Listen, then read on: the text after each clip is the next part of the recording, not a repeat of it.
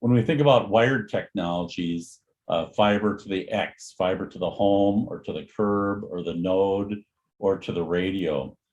And so when we think about fiber optics, we know that that already supports symmetric, both up and down, 10 gigabit per second service. But the advantages of fiber are many. That's speed, but also very low operating expense.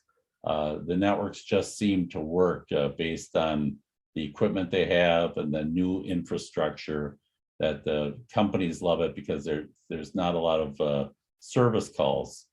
We know that fiber has a long life. Fiber that was 30 to 40 years old is still in use today.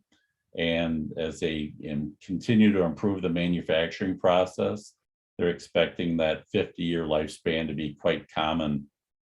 One real advantage of fiber is that you can have multiple ISPs over that same network.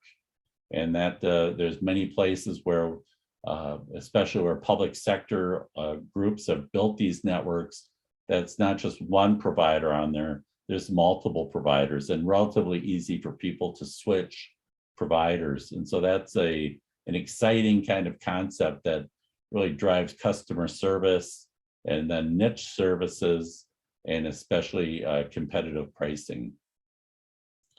On the more traditional side, we have both fiber coaxial cables and fiber twisted pairs. So the cable companies have traditionally used coaxial cable, but more recently they've been putting fiber optics out to nodes. And so they market the 1 gigabit service there. That's download. The way these hybrid systems work is much more emphasis on the download than the upload. But again, a 1 gigabit service with a 50 megabit upload is a very high quality service.